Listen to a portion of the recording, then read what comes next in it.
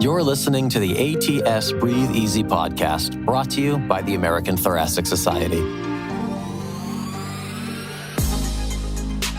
Welcome to the American Thoracic Society Breathe Easy podcast. I'm your host, Dr. Erika Moseson of Portland, Oregon, and the Air Health, Our Health podcast. I am here today with Dr. Shade Afolabi, who is here to talk about the impact of changes to Medicaid funding that were passed as part of H.R. 1, colloquially known as the One Big Beautiful Bill, which will have significant impacts on Medicaid and Children's Health Insurance Funding, or CHIP. So, Dr. Afolabi, as a pediatric lung doctor, why don't you go ahead and introduce yourself? Hi, I'm Shade Afolabi. I'm a pediatric pulmonologist in Texas, and specifically in the Dallas area. And I absolutely love what I do every single day. And I deal with a large Medicaid population. And so this is really near and dear to my heart. And can you share with us why Medicaid funding is so important for children in particular? So Medicaid funding accounts for about 80% of children under the poverty line, but Medicaid and CHIP together account for about 40 to 50% of children's healthcare coverage. And so it's a huge funder of children. And so that's why it's really important to me. But importantly as well, Medicaid actually covers a very important population of adults as well. And they are particularly exposed to some of the changes that the One Big Beautiful Bill will bring. Absolutely. And speaking about pediatrics, with Medicaid being such a large funder of healthcare for children, what impact might there be on the future pediatric workforce? That's a great question and a really important question. As some may know, there's a paucity of pediatric pulmonologists, and part of the reason why is because funding, Medicaid is often not funded to the degree that Medicare is funded, and the payment parity doesn't exist, and people are less inclined to become pediatric pulmonologists and other pediatric subspecialists. And the cuts to Medicaid have the potential to impact that even more profoundly. And we have the potential to lose even more medical students who are extremely interested in pediatrics and love pediatrics, to defer that and go into other fields. And so it makes a big difference. And while no one that's not true, but while very few people go into pediatrics specifically to be rich or to make a lot of money, they definitely need to be able to pay their student loans, and they need to be able to do all of those important things. And those are increasingly more important factors when choosing a specialty. So this is very, very important. And in addition to that, it's very important for rural populations as well.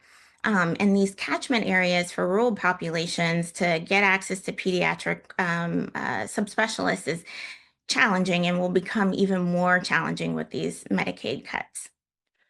Yeah, so these are hitting kids and adults pretty hard. What are the overall estimates and changes to funding for Medicaid and the CHIP program? So it's really the biggest changes are for those with those Medicaid expansion states. So Medicaid expansion states are going to lose a big chunk of their funding and need to now find different innovative ways to be able to recoup those funds. I'm from Texas. We are not a Medicaid expansion state. I think that folks in the small number of states that aren't Medicaid expansion feel that they might not be as significantly impacted. But what's important to know is that this is over 10 years, and Medicaid will not have the ability to expand over 10 years as well. And that's going to be expansion that's needed with the advent of new technologies that are very expensive, with inflation, with the cost of living. All of those different things are going to go up over that course of 10 years. And Medicaid is not going to be able to keep up. So even if they're not a Medicaid, even if you're living in a non-Medicaid expansion state, you're likely to be significantly impacted. And while children are thought to be fairly well protected, because Medicaid expansion really does apply mostly to adults, as I said before, children are going to be impacted because Medicaid is going to be unable to expand. or to grow. In addition to that, there's a lot of administration that goes through Medicaid. There's a ton of administration, and that the big beautiful bill is really making administration changes that make servicing Medicaid more challenging.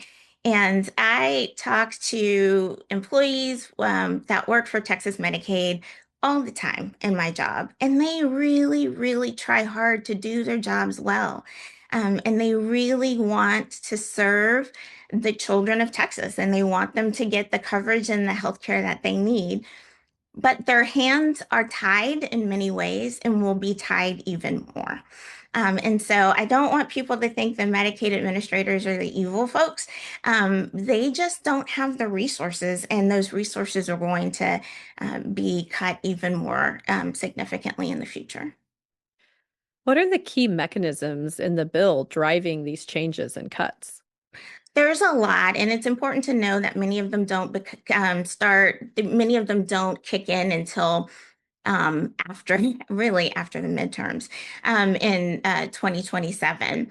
Uh, but there are some administrative challenges that are going to happen, including things like emergency Medicaid will be impacted, retroactive Medicaid when you say you get sick, you're eligible for Medicaid, you get admitted to the hospital, they apply for Medicaid and retroactively initiate your Medicaid.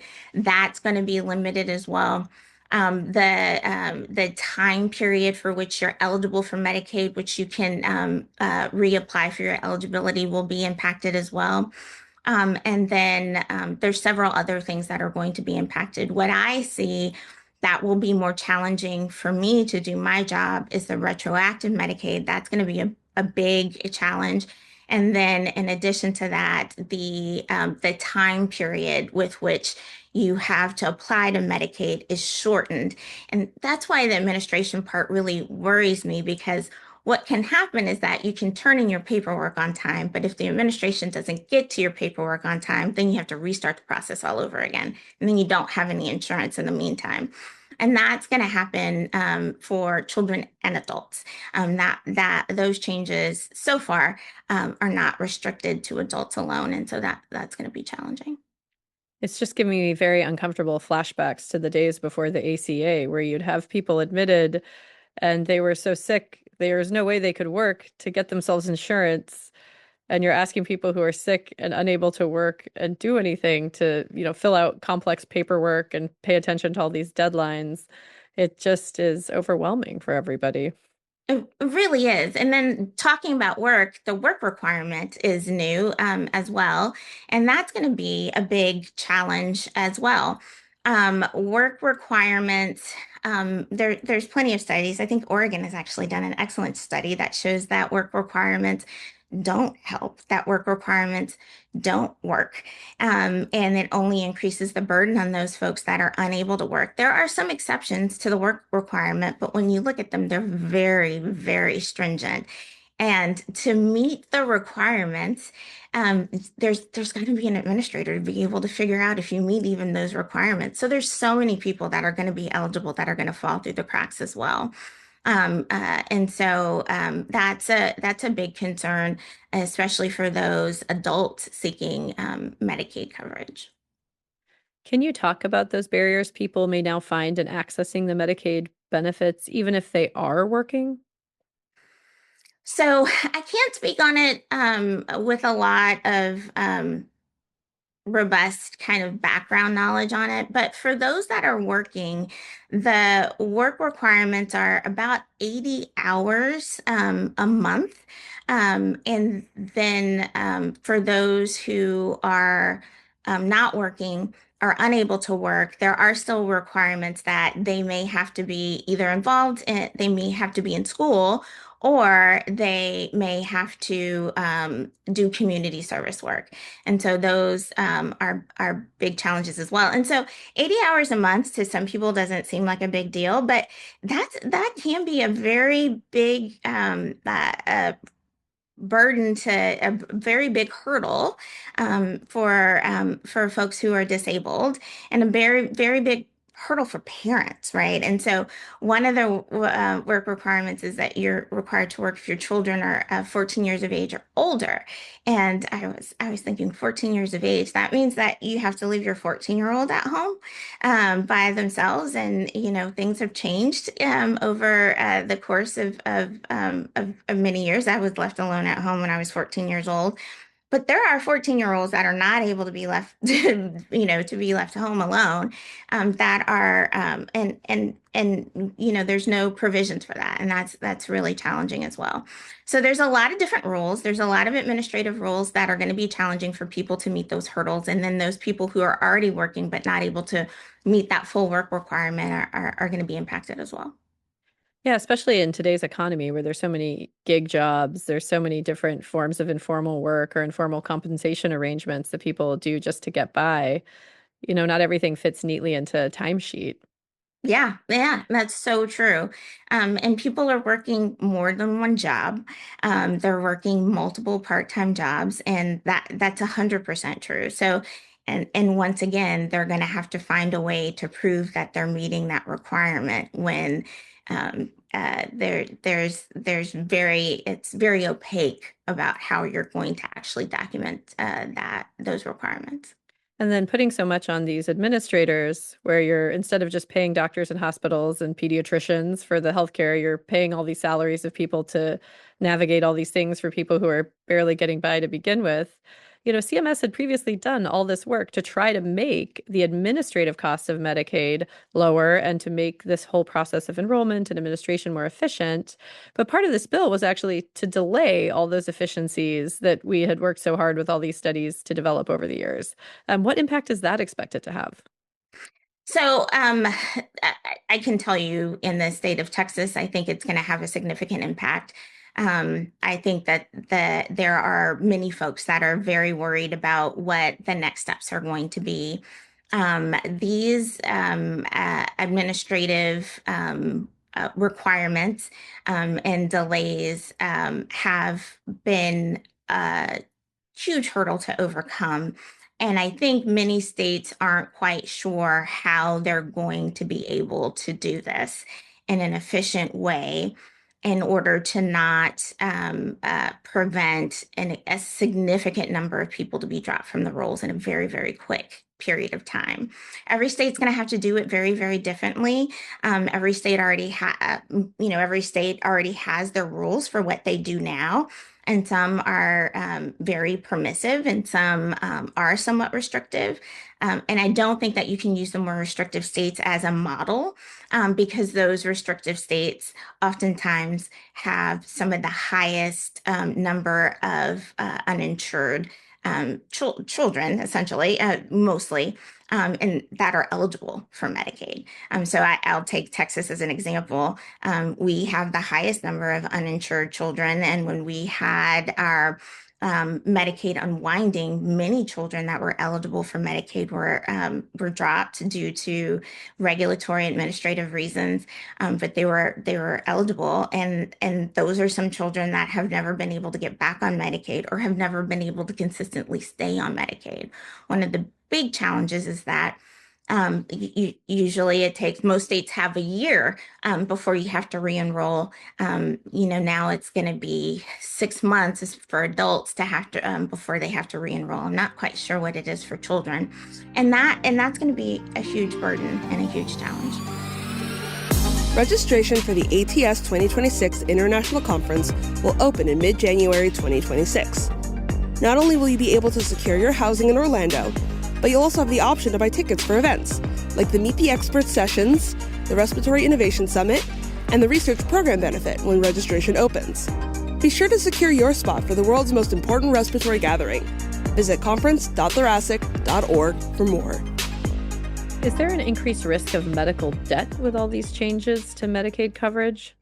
Of course, yes. There's a definite risk of increase in medical debt. There aren't enough rules to protect people from medical debt right now. And it has significantly it has put people into poverty.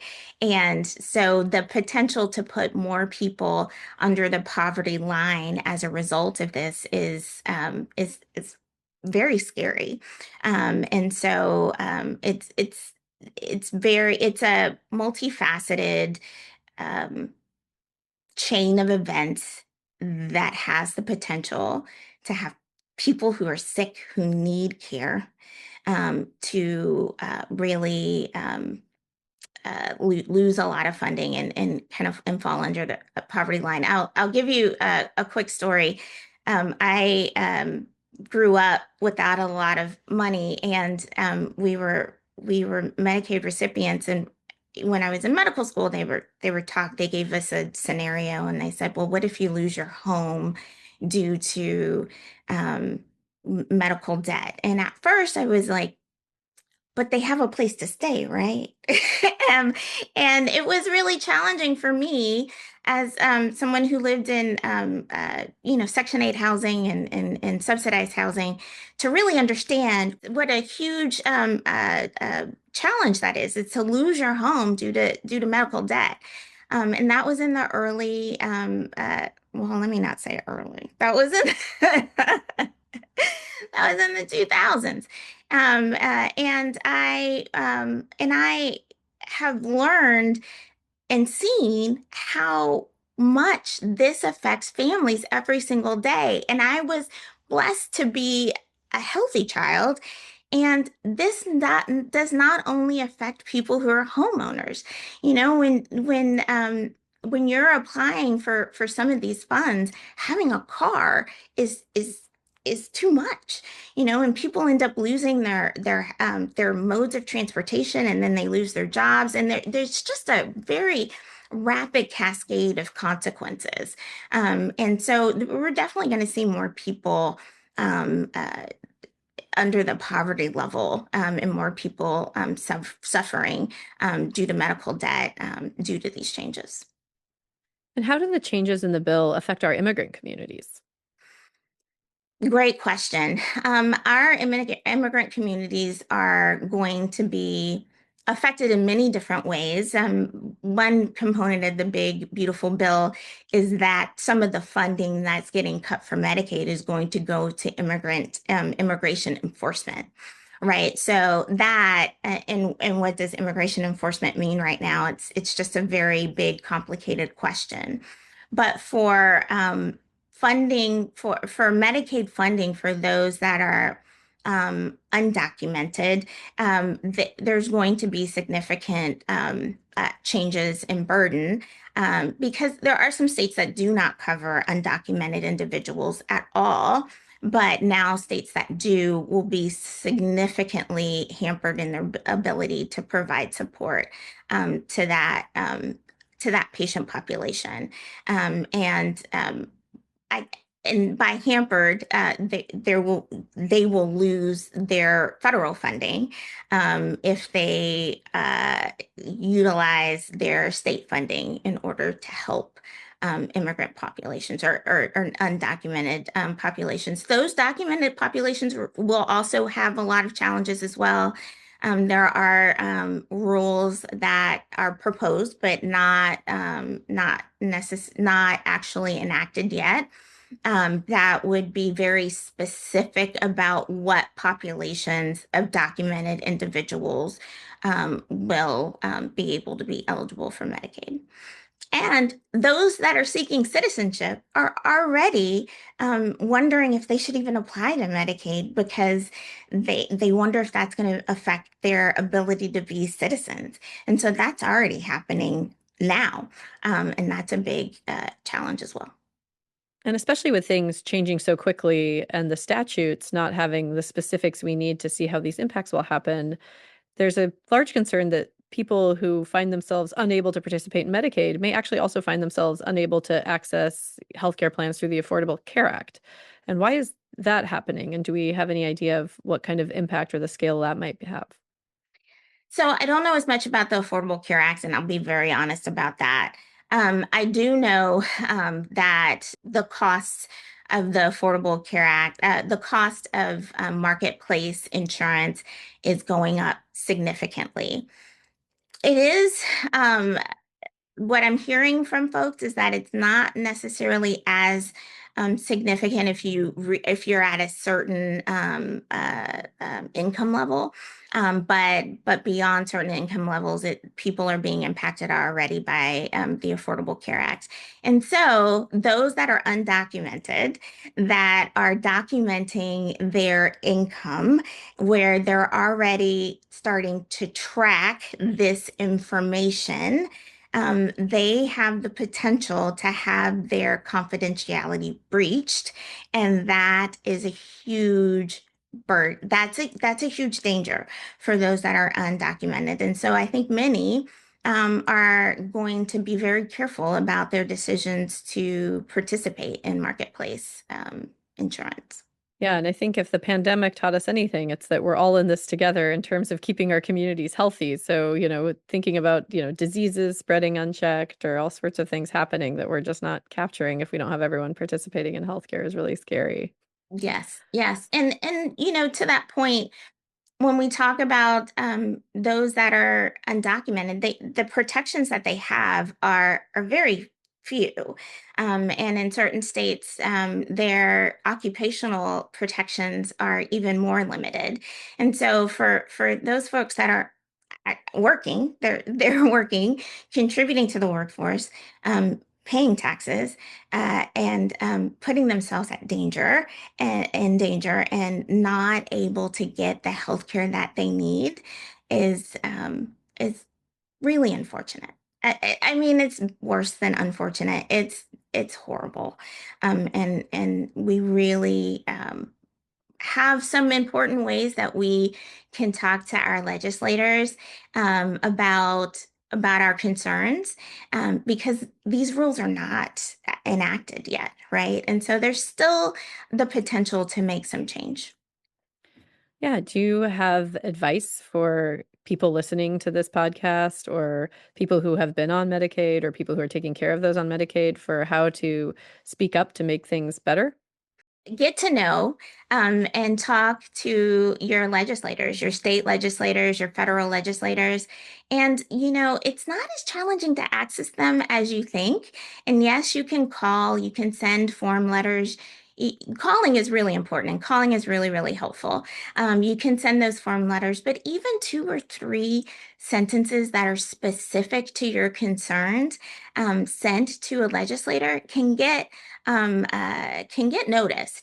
And sometimes when you approach them, say, I'm an expert in X, Y, or Z, and I'm happy to have a conversation with you or one of your staffers regarding these concerns.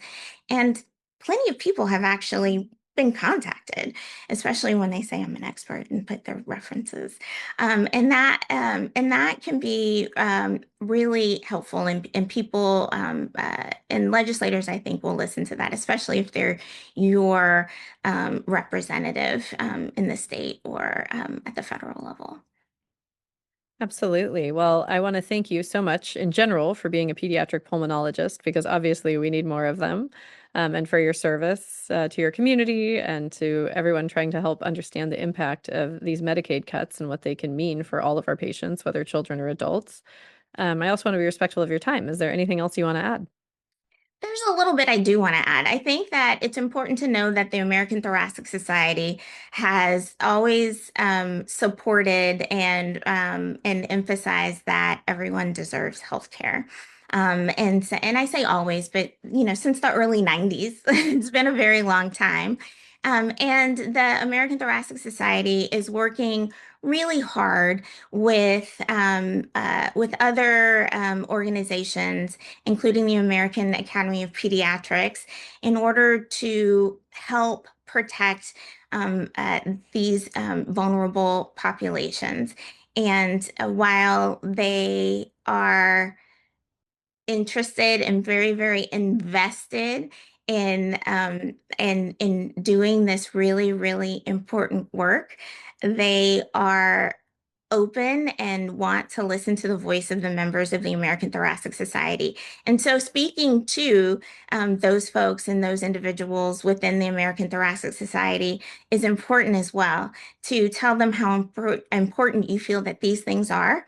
And help with communication with with your legislators as well.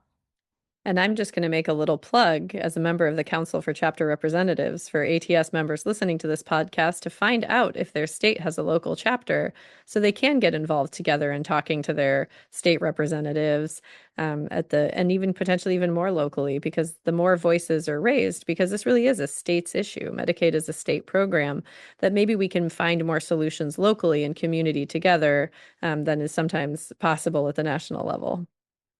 Absolutely. Absolutely.